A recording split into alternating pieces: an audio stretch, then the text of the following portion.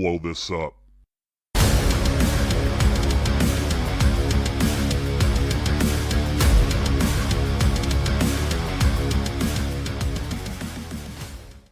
Look alive, Bomb Squad. We are back for another installment of Let's Blow This Up. I am your host, Jason Sircone, coming at you on a special night. It is Monday, and I do apologize. I was supposed to be bringing you this live stream last Wednesday as normally scheduled, but Mother Nature had other intentions, knocking me out with probably the worst flu I've ever had in my life. And that kept me horizontal for about 6 days. Brutal, to say the least. And I know there's others out there experiencing something as well, very much like this at the same time as me. Whatever is going around is an ugly mofo. So you might be able to still hear it in my voice to some degree. I'm not as crisp and crystal clear as per usual, but I'm going to soldier on because I don't want to miss out on this conversation tonight. We are going to talk about utilizing merchandise to grow your podcast. Here at Let's Blow This Up, we're always looking for new ways to grow, to expand, to do better, to find new people. And what better way than to have your logo or to have your show name on something that people can wear wherever they go to start up conversations.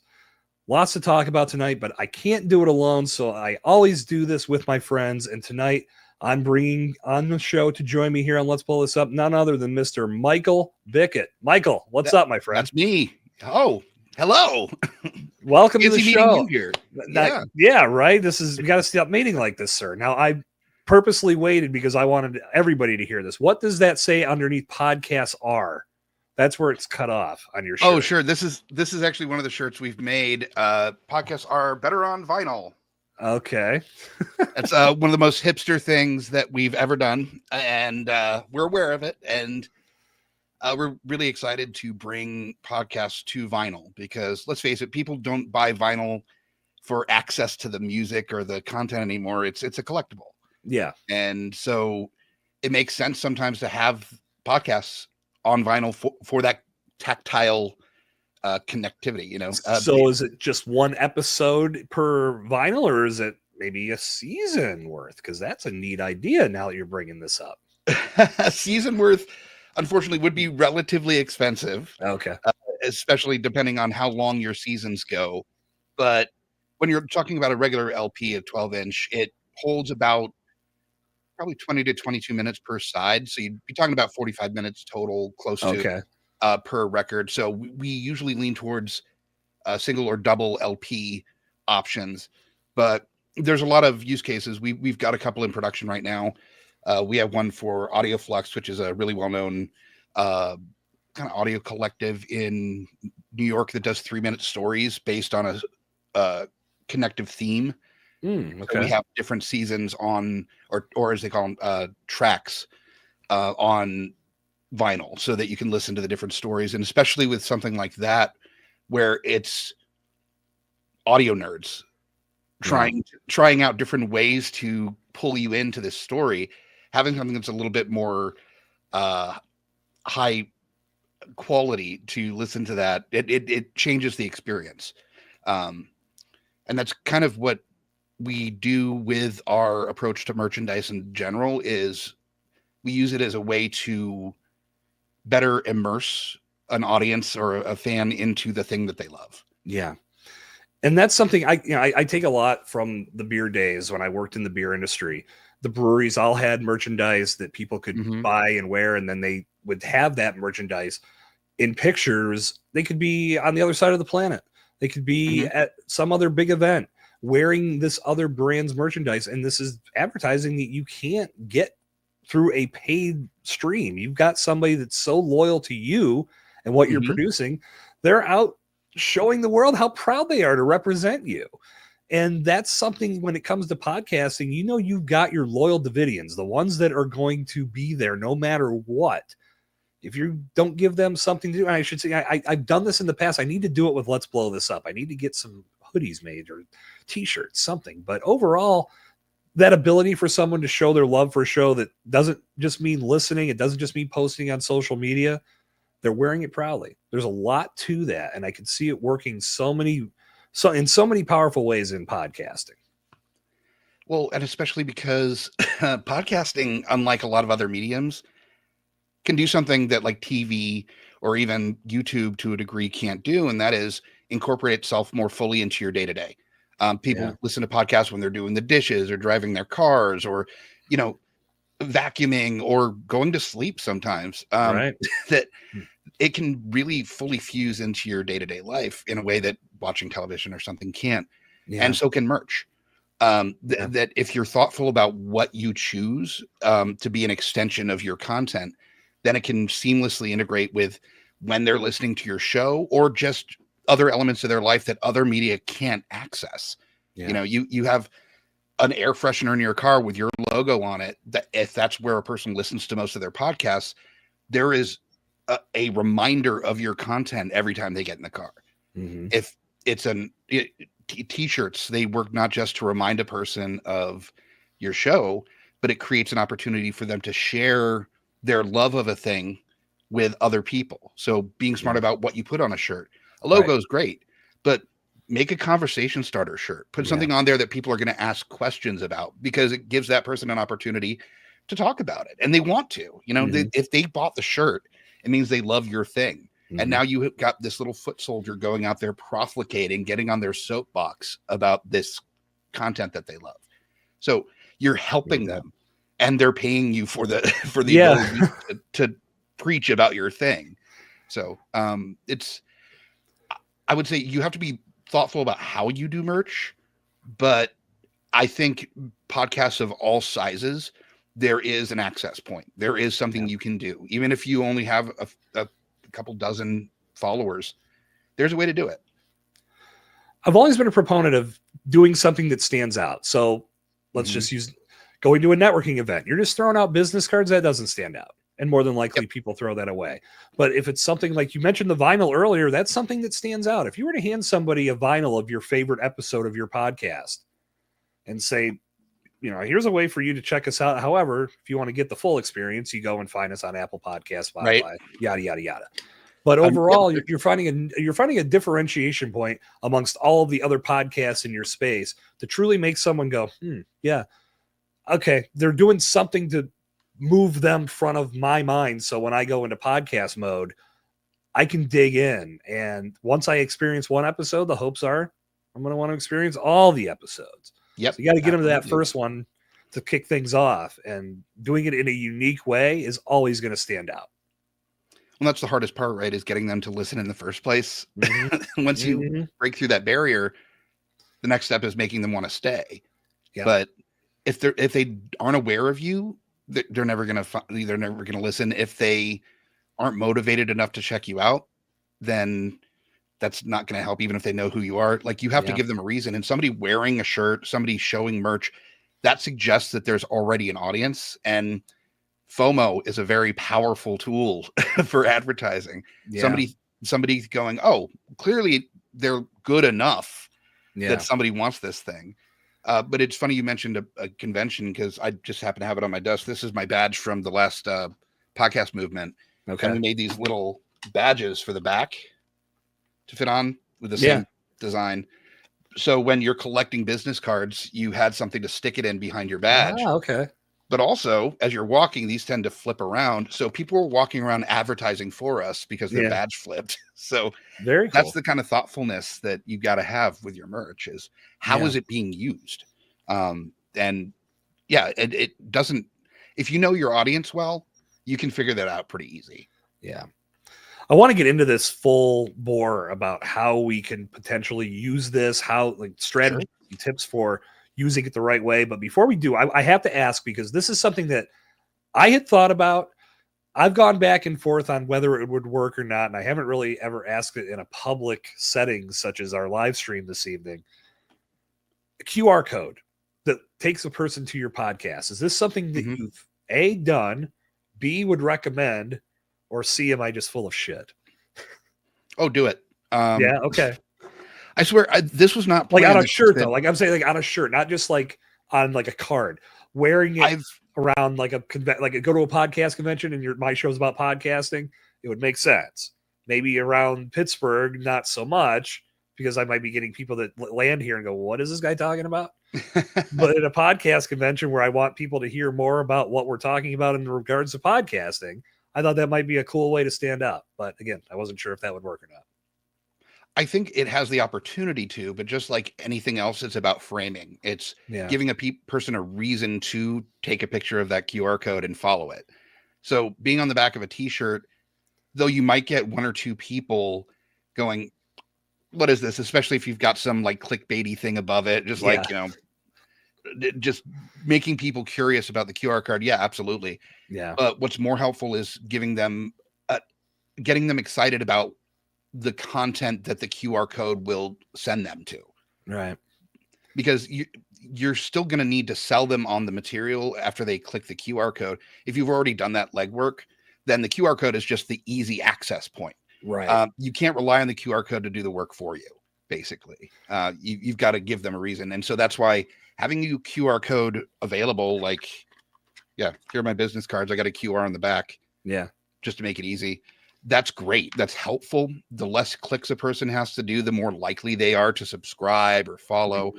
But you've got to give them a reason to do that besides curiosity. So you mean they're not going to just follow me around because I have this QR code and just scan the back of my sweatshirt all day? Surprisingly, no. Crazy. That's crazy. But I will tell you, giving the person a reason to ask questions, something that piques their interest, and then having that QR code available to follow through with that. Absolutely. Like this shirt that I'm wearing, we made this for before a convention, and I wore it around, and I was getting asked questions like crazy. We also had some to give away.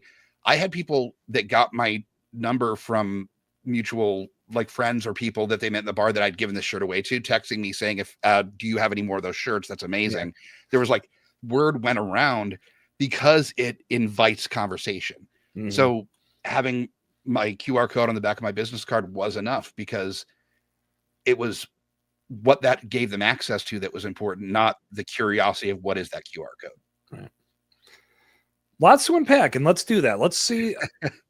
When I think about this again, like I go to two places because of what I wear: hoodies and a beanie cap. Those are when I think of merch, that's me. But I know other people are in other areas of the world in regards to, like you said, like even putting it on the back of the business card holder. There's just there's so much to this. So let's talk about a very meaningful campaign that somebody could utilize for their podcast.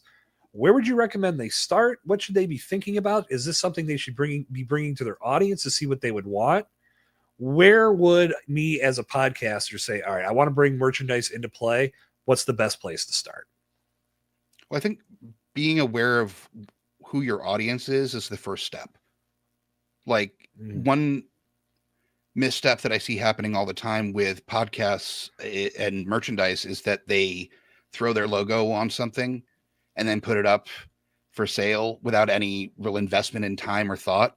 And then it doesn't sell. Like the number of print on demand places, and I'm not anti print on demand at all. I want to be, even though I am a co-founder of a merchandising company and we don't really utilize print on demand, there is a time and place for that. Absolutely. And I'm not here to poo-poo it at all. But if you're not putting any thought into it and you're just tossing it up there, you're not plugging it on your episodes, you're not being consistent with sharing links, you're not updating regularly, cycling out items that aren't selling and adding new ones, it'll be an afterthought for your audience too. Yeah. So the real focus with your merchandise is to realize how you can better integrate your podcast into your listenership's lives. You want the beautiful thing about podcasting is how intimate it is. It just like us right now, before we even went on mic, this is a conversation. This is just hanging out. We're talking less about the Penguins, the actual call, but that's what makes podcasting so special is that it feels like you're just hanging out with your friends. Yeah. And so you want your merchandise to be an extension of that. You want it to be an extension of not just your brand, but also what it represents to a person.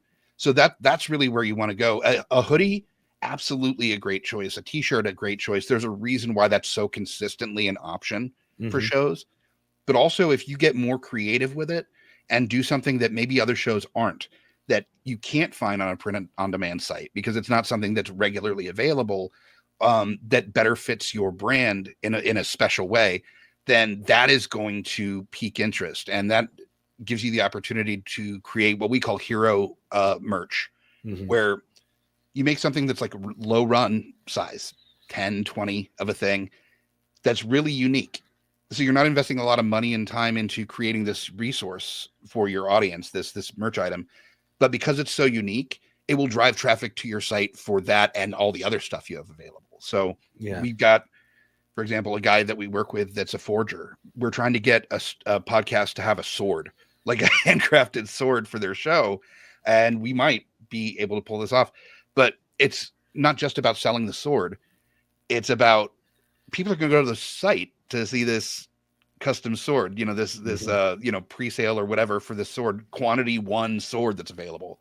And they may not want to spend a few $100 on that, but the t-shirt, the stickers, the other stuff, yeah, they will. So you can use merchandise not just to connect your audience with your content, but also drive sales, to drive visibility of your show. There's a reason why these big corporations give away branded swag all the time. It's on a pen or a squeezy ball or something. Right. And they don't make money on those. They just give those away. Yeah. Because that's how effective branding is. So imagine being able to do that for your show and make money from it too. Right. Like not just spreading that visibility, but also they're paying you for the opportunity. Yeah. So that's why it makes complete sense to take an extra beat and really consider what is going to be the most helpful, effective, or best representation for your brand to your audience. And we all as podcasters want to find a way to monetize in some way, shape, or form, even if it's small enough to just offset some costs. That's sometimes enough to keep somebody invested in doing what they're doing. If it's not if it's not generating massive downloads and has the potential to really lean into advertising in a strong way, you're probably still in search of something you can do. Working with businesses, a big thing I say is your product is the monetization. Your podcast is the vehicle that gets them there and helps them understand you're the reason that you're the resource. You're the one's going to help them solve their problem. But having this merchandise tied to it, not only does it create that more intimate experience that can get somebody more endeared to what you're producing, but you also have another revenue stream that even if you do have all those other things that we just mentioned on lockdown, here's something else that you can bring into play and at the same time have fun doing it.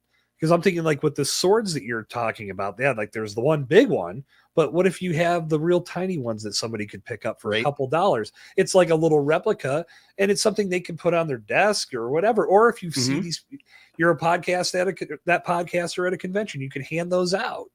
Have fun with it. And that's where you really start to diversify how you're putting your show out there. And the gains that can come from that are astronomical. Absolutely. And people will buy weird stuff just to show other people the weird stuff they bought. Like I've been to metal shows where they're selling underwear with the band logo on the butt, and it sells really well because the people that are buying it for themselves or for their partners. And it's funny to have, especially like a black metal band that has like the crazy logo on the butt of a pair. That's fun. That's really that invites the novelty of it, invites people to purchase it. But what you're saying with advertising, that is kind of why my business partner Mars and I got into this, is that I came from distribution. I worked in electrical equipment distribution for about a decade doing all the logistics and stuff. And I've been podcasting for about a decade as well. And then I started working in the industry of podcasting and noticed that a lot of the attention was on the industry side, the advertisers of the podcast industry, and not to the creators. And a lot of the monetization opportunities out there weren't really focusing on elevating the creators so much as elevating opportunities for brands.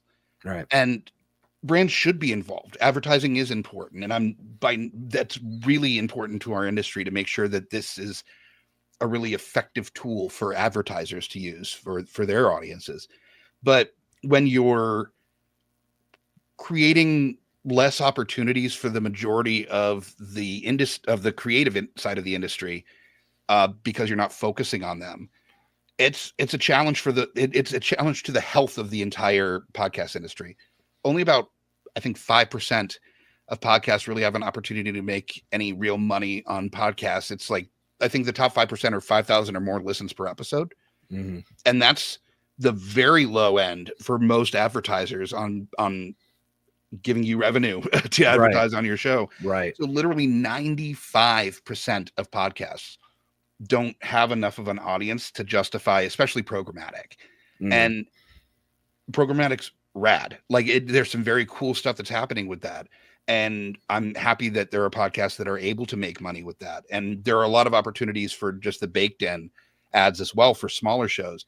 But 95% of the podcast industry is underserved in traditional revenue models within the industry. So being able to have a more direct monetization route for your audience is so fundamentally important. Yeah. If you, let's say, made $15 per 1,000 listens for your podcast. Let's say you have 1,000 listeners. You're making a $15, which is actually really high for an audience that small. Right. So that's per episode, you're making $15. So you're making like $60 a month if you're releasing an episode a week. If you did a pre-order of t-shirts, and like our minimum for t-shirts is 25 shirts.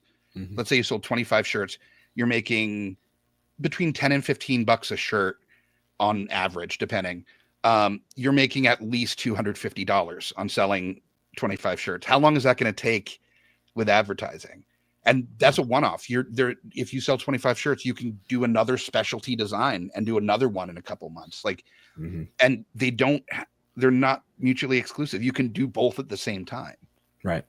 So that's what we're really focusing on, is giving the power to the podcasters in this industry to drive revenue by giving them leverage. If you're already making money, if you can show a $ amount that you are making per your number of listeners, advertisers will come to you. They don't, at the end of the day, care about your audience size. They care about conversion. They care about people buying their thing. And and I know I'm just going on a rant right now, by the way. It's a good one. I really care about this stuff. This isn't just about making money. It's actually less about, yes, I want to make money, but it's more about actually being of service to this community that I've been part of for a decade. Yeah. And part of that is, giving podcasters the ability to determine their own fate in this space. Mm-hmm. And so with conversion rates, if a standard conversion rate for websites for e-commerce is the total number of conversions, like the number of sales period that you make, versus divided by the number of visits to your website. Mm-hmm. And if you have a merchandise available, you can do that easy conversion with number of listeners and the number of conversions to merch sales. And if you have that conversion number, you can show that to advertisers and go, yeah, we may only have 2,000 listeners, but this is how much money we made last month. This is how many conversions we had. Yeah. And now a conversation that might have been dead in the water no longer is, because you have a more valuable audience to that. And I have to think there's some businesses out there that are savvy enough to realize that even the smaller podcasts are great to advertise on. If they have a niche audience that's invested, and you can, again, statistics like that to back up the argument is going to do even better. But I think now with the bigger shows, that there's going to always be the companies that are going to the Joe Rogans and the bigger shows that have that large reach. There's no question. But there's still something to be said for that smaller show. If you can leverage that the right way, I think that's great.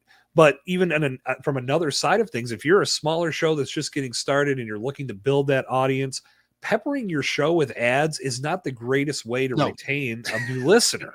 So if they're constantly getting fed ads, they're probably like, oh, this isn't for me, I'm out.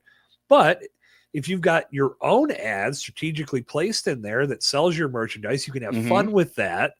It points to something else that benefits you and your podcast. now you've got people that are getting more and more invested because they're having fun with your show on multiple levels. Mhm. That could open up the door. Like you said, now you've got raw data that you could present to a potential advertiser. And even if it's on a smaller scale, it's still better than nothing, but you're creating that extra potential to drive your Mhm. show more towards a revenue generating model. Yeah, absolutely. And Yeah. it's more seamless than even the most well done baked in ad. If it's your brand, there, 100%. I think that the spend for podcasts is like for advertising, it's for every $1 spent, it's $5 worth of revenue or something. I think was the Something like latest, that. something like that. So we know there's value in podcasts for advertisers. Why Mhm. aren't we using it for ourselves? Like why aren't we benefiting as much, if not more, than these advertisers are from the level of dedication this audience has? Now, that being said, before listeners start having dollar signs in their eyes about making all this money with merchandise, you still have to make sure it's something people want. Like at the end of the day, it doesn't matter how interesting your merchandise is. If it's for something that nobody really is connecting with, it's not going to sell. Or at least not because of your show, Yeah. So there's so many people with different opinions about why podcasts work, why they don't. And I think everyone has like a little bit of the information that's correct, Yeah. At the end of the day, it just comes down to connecting. If your audience is on your side, if they've bought in, then you have them ready, like to buy, ready to purchase merch, or subscribe to your show, listen to the next episode, talk to their friends about it. That is the most powerful metric there. So yeah, make sure that's the focus. Merchandise is important for sure, but it's not going to work unless people want to celebrate your show. Yes. You've drawn the ultimate parallel, my friend, because there's a lot of people that start a podcast and it's now I have a podcast. The world changes. Everybody's going to show up. Everybody's going to listen. Everybody's going to love this. If you don't have content that's going to keep the asses in the seat, those asses they're going to leave the seat. Yeah. So and you can do everything in your power to bring people to the show, and you may have the coolest merchandise to go along with it.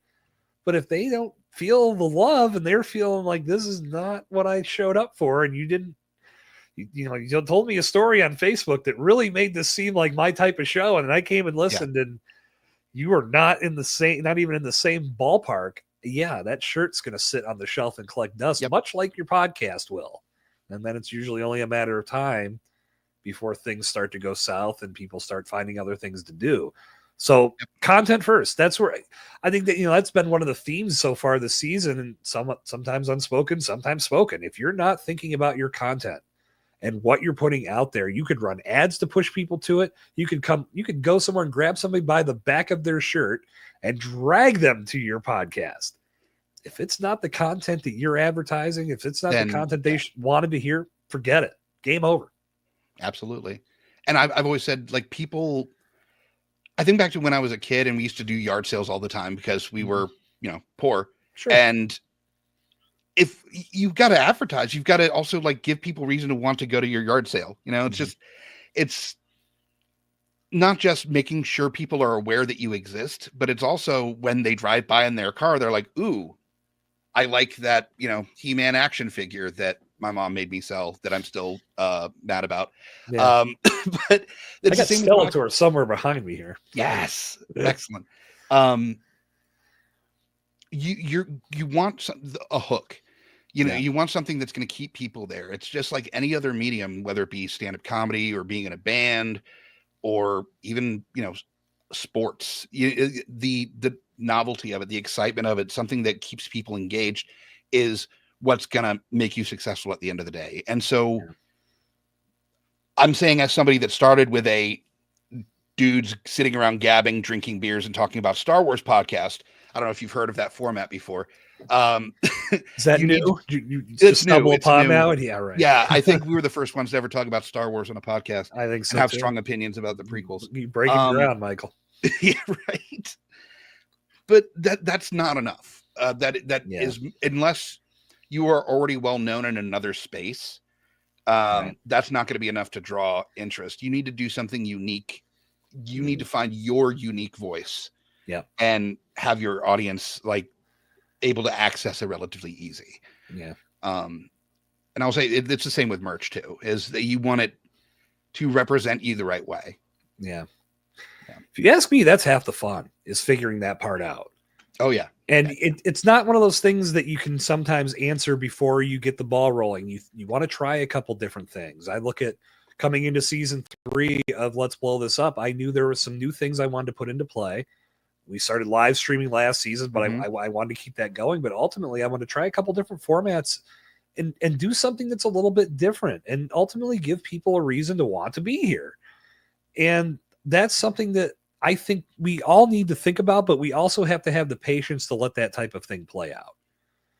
And absolutely. You think about podcasts that don't take off right away because people just didn't see the love in the first couple of weeks, or they try one t-shirt, the design just didn't hit a home run. So, well, I must not be good at this. And they shut themselves down, and then they walk away from something that could potentially be a gold mine for their brand, for themselves, for whatever they're trying to accomplish. But because one little hiccup happened along the way, I must not be good at this. No, try things. Don't be afraid to experiment and see what people love. I'll tell you, I came across the stupidest thing on the internet the other day. It was a post about a Cheeto that looked like a Pokemon, and it sold for $350 at an auction. I think I saw that it was like Charizard or something. Yes. Yeah, I think I saw that. If someone can find a Cheeto and have it sell at an auction for $350 because it looks like a Pokemon, I think you have what it takes inside of you to put something on a t-shirt relative to your podcast and put it out there to see if people want to sell it. Or I'm sorry, people want to buy it. Yeah, absolutely. Give it a whirl. And also being more creative, like, again, we made our own shirts. Shirts are great, but start thinking more broadly about the idea of merchandise when it comes to your brand. Like, Certified Crucial, the merch company that Mars and I run, one of the things we do is we pair up with small independent artist-owned vendors and merchants to create kind of boutique merchandise for brands. So like we said, the guy with the sword, but we're making a snow globe right now for someone. And we're piecemealing that because it's customized. There's ways to incorporate your branding into something that is way more unique and way more in line with your show than just a t-shirt or a button or a sticker. And again, I got stickers and buttons everywhere. That's nothing against those, but if you have something that feels like it was made for you specifically, it's going to be more than just this thing that you're buying to help out your brand. It's you being part of the team. It's you being part of the story, part of, you've got this tactile representation of the thing you love. And there's so many ways to do that. Like, we have our Crucial creators, that's indies that we work with that do all sorts of cool stuff. We have a stained glass person. They can make little window hang stained glass of your brand and stuff. Wow. But you don't necessarily have to go through us to do that. Now, I mean, please do. I'd like that a lot. But everyone has a local maker community, a local art community in their area, or as part of their communities. We really focus on trying to make sure that there's proper options for our creators that are focused on their own communities, whether it be the queer community or the Black community, or or religious, or what have you, and whatever community you're part of. If your merch is being made by people within that community, or even in your local area, if you have a show that's very locally focused, talk about adding value. Another value. Another value add. Yeah. And if you say this is a small indie stained glass maker, or even like our shirts are made by a local punk rock guys that are artists and have a screen printing shop. Yeah. That's a value add that you're not paying any more for, but you're supporting the independent spirit of art and artists. That is more valuable than the materials that you're using to create the merchandise. 100%. Yeah. Looking at what you know about my show. Obviously, you know the Mhm. name. Let's Blow This Up. We're all about explosive content. It's all a spinoff of my brand name, Bombtrack Media.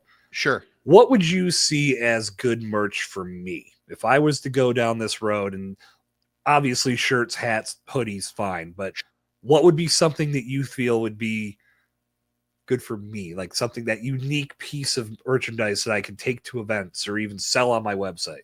What do you see that as? I think because your audience most of the time is going to be people that work within the digital creative space, podcasters or YouTubers, TikTokers, people that are going to get some insight from the interviews and conversations that you're having.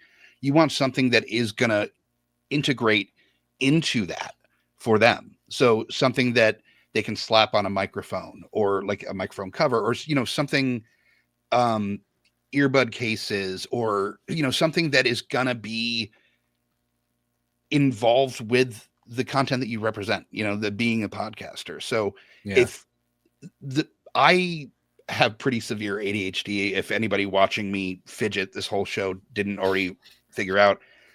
One thing with ADHD is object permanence is a challenge.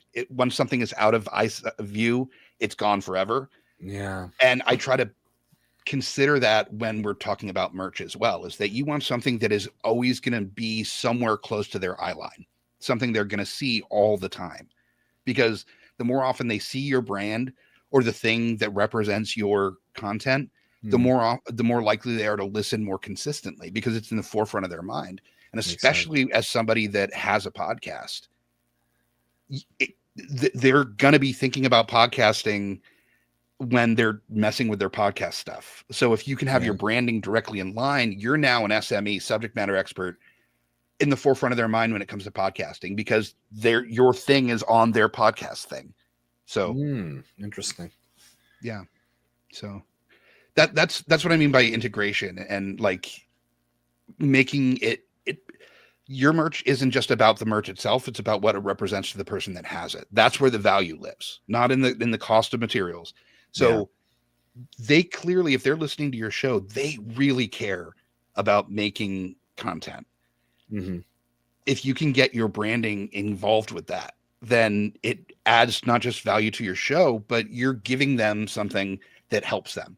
It could be something as simple as a writing pad with your logo that has the checklist of like pre-check for recording, something that simple. Okay. Yeah. So, and think about, like, you have a little tear off pad. You know how cheap that is to produce, to get like 100 of those made?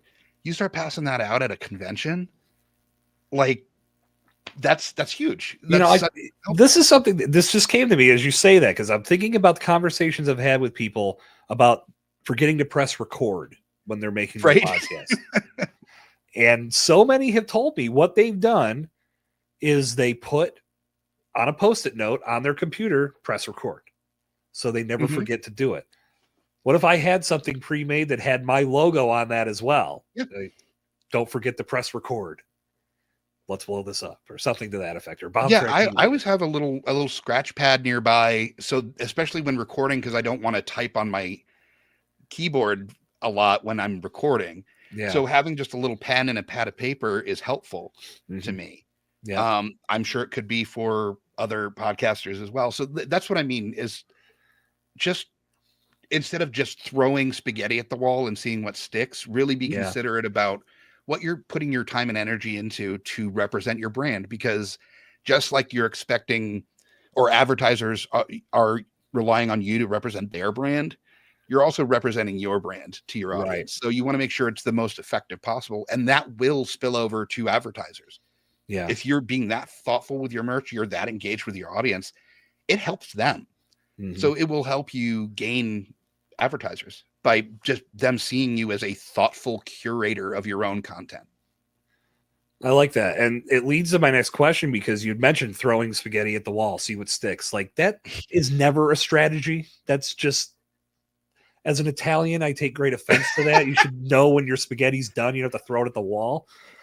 And I will say, I threw a lot of spaghetti at a lot of walls until I figured out my approach to it. My roommate back in college used to do that and then leave it there. So we'd That have sounds like a come college move. home and Yeah. there's just spaghetti on the wall. Like, what is happening right now? I mean, and then people are like, well, Sir Cohn lives here. That makes sense.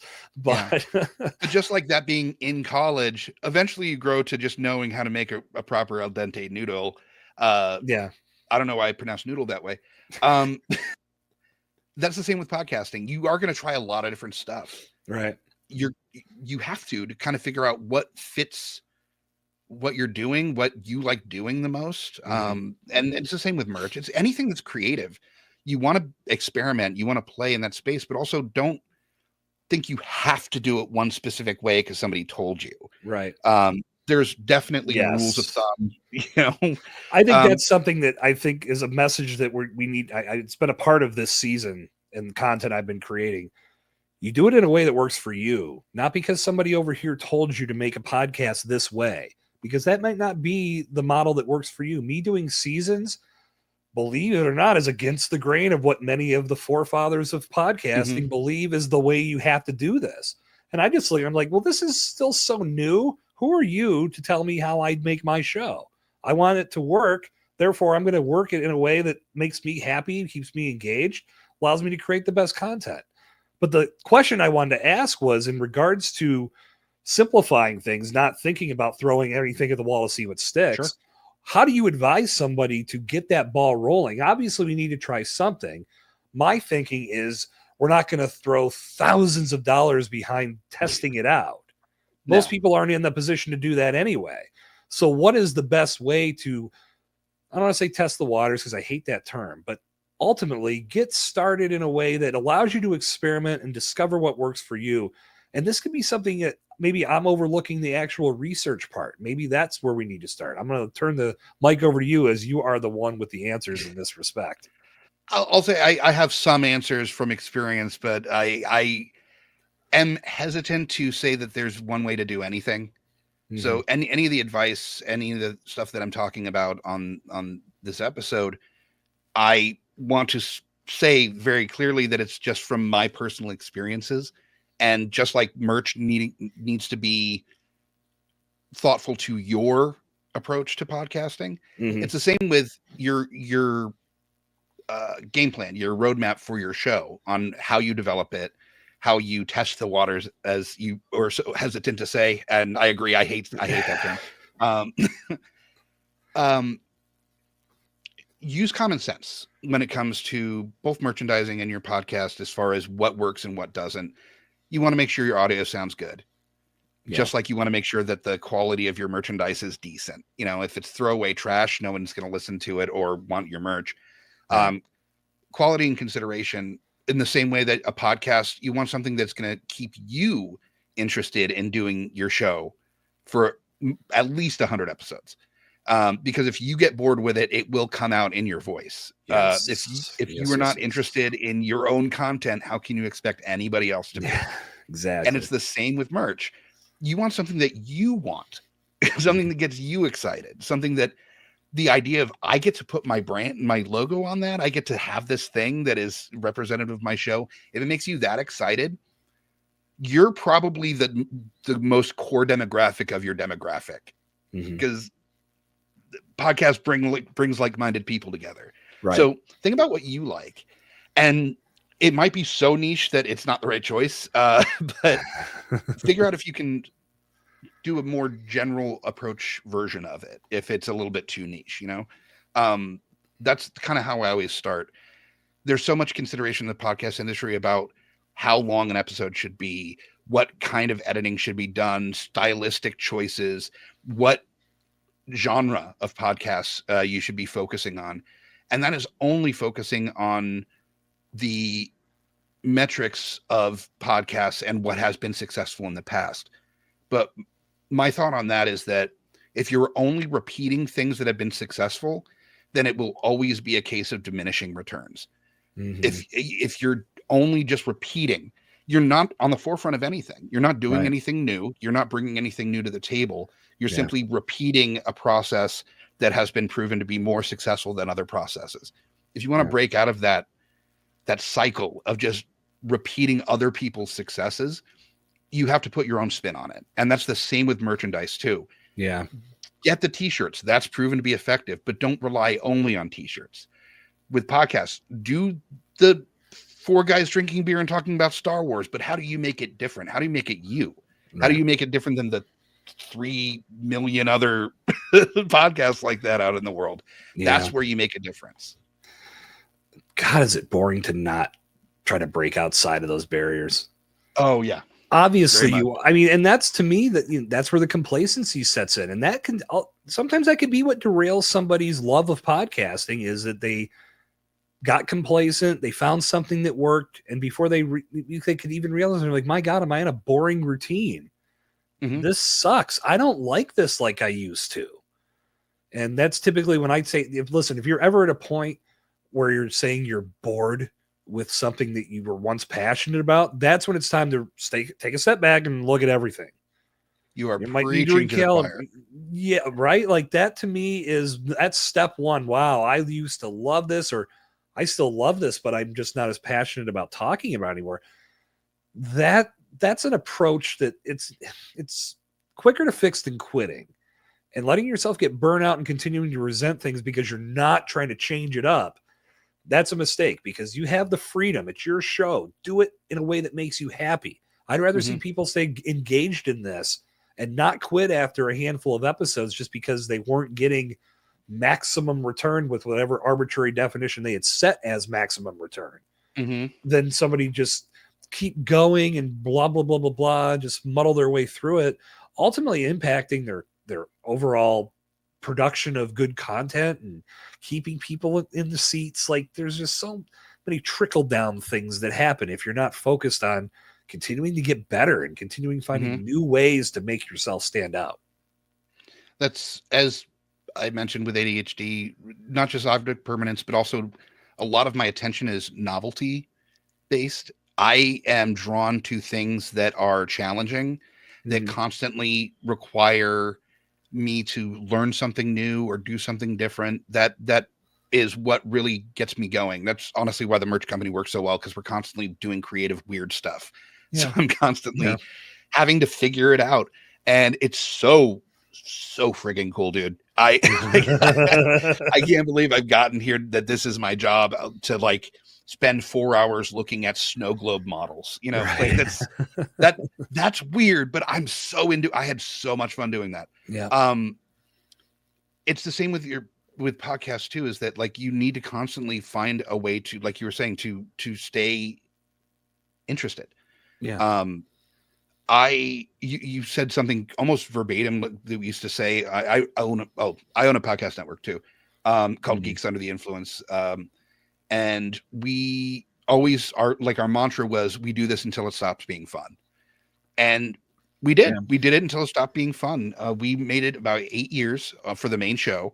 The network's still up. We still got other shows, but the main show, Geeks Under the Influence, we went from 2015 to 2023, I think, is when we stopped. And it was like almost 300 episodes. We had built a whole network around it, and we reinvented that show multiple times in that 8 years. We tried once a thing called Making a Drunken Scene, where we would do dumb impressions halfway through of like a scene from a movie that we were talking about. So I did like Mickey Mouse and Pulp Fiction, like just weird stuff. And it ended. And when we first did it, my co-host was like, "This is the dumbest thing I've ever heard of. This is so stupid." And 3 or 4 episodes in, we all loved it. Our audience loved it. It kind of reinvigorated us. But after 8 years, we ended up aging out of a pop culture conversation to a degree. We spend more time defending people's ability to like things differently, and it's okay, than actually celebrating the thing we were talking about. I'm in my like early mid 40s. So my demographic is kind of prickly sometimes when it comes to newer content, and I just don't have the energy to be hyper negative about that stuff. And I just got tired of having to defend content that we're there to celebrate. So it was time for us to kind of hand it over to a younger generation to pick up the mantle and talk about the stuff. But it was heartbreaking, but I am so glad that I did it, because I wouldn't be doing this the Certified Crucial, the merch company, and Yeah. the other podcast stuff I'm doing if I didn't give myself the space to grow. Yeah. Well, you and- think, I mean, think about this. I mean, I draw a lot of parallels from television to podcasting. You said you had an 8-year run with that show. Were Yeah. you doing it weekly?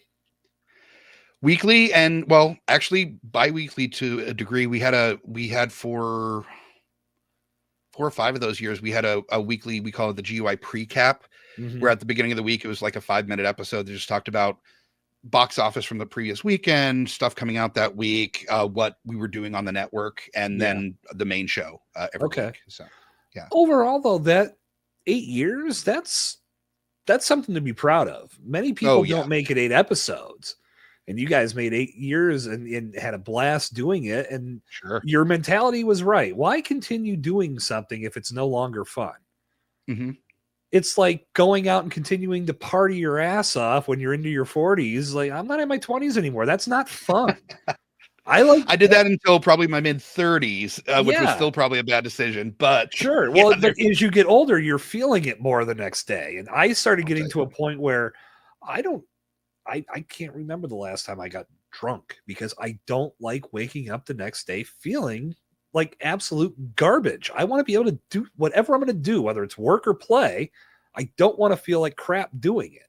So I just started cutting back. I'll go out and have a few drinks, and I'll hang out and I'll be social, and there's nothing wrong with that. But I don't have to sit there and count my beers like I used to, because that's what we used to do. Oh, look how many I had.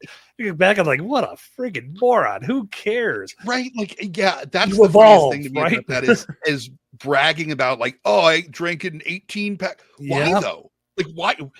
Not only none of us ever asked that then. None of us ever asked that question back then. Why did we do that? No, because we were, oh my God, look how good I am at what?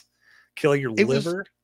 It was like this contest to see who could be the biggest piece of crap. Like, bragging about, I drank Steve's can he was using for cigarette butts. Ha ha ha. You know, like, it's. But again, you don't have the hindsight of a 40-year-old to look back and be like, dude, that was all questionable. What the hell? And I'm glad that I had that time, and absolutely everybody's got their own path. I'm also very glad that that's not how things and that's what I'm saying. Well, and that's the whole point I'm driving at, is eventually you move on and you realize that was a chapter in my life that I am now beyond, and I'm in this new chapter, and I'm going to be happy doing these things in that chapter. I know where I'm at right now, doing podcasting as I do. I have a couple ideas for different shows that will open up in the future, but this is where I was meant to be. This is where I enjoy my time. I'd much rather sit here and have these conversations than ever worry about watching some new show that just popped up on TV. Right. This is where I'm at. I know other people think differently, and that's totally okay. You do what makes you happy. Absolutely. And if it's still going out and drinking somebody's cigarette butts out of their can, then so be it.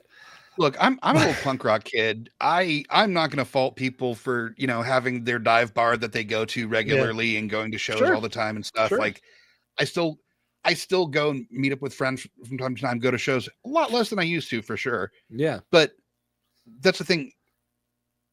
At the end of the day, it's about what makes you happiest and makes your life the best. And I think if I was to wrap up, like, what my big motivation for both the merchandise and this conversation is, that's kind of the end of it, is like happiness, like what's going to inspire and celebrate at the same time the things in your life that make you happy. And merchandise for me, I'm a collector. I've got so much little Pac-Man-y thing. I've got so much little stuff around everywhere that has nothing to do with podcasting, and also plenty. I came by this honestly. I've got comic books and Star Wars figures, and I mean, my wall is mostly pictures of me with celebrities from conventions and autographed things. So it's a great thing to love something so much that it becomes part of your identity. You just need to allow yourself to evolve in what that is. And the content you create, your creative spirit should evolve as well. 100%. Yeah. Well, Michael, I think this is a great place for us to wind it all down for this evening. So in doing that, one more big plug for merch.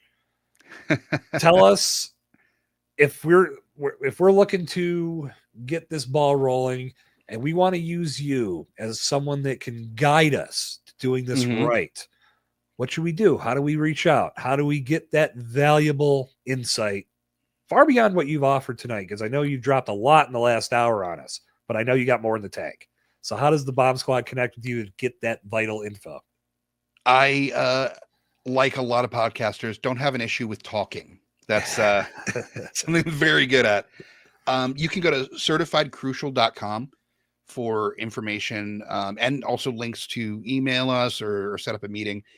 We do 15-minute courtesy calls to talk about your brand and kind of ideas.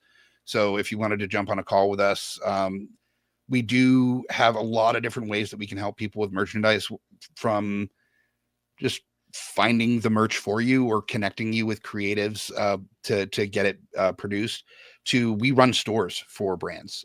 We do also do pre-orders, which is a big thing.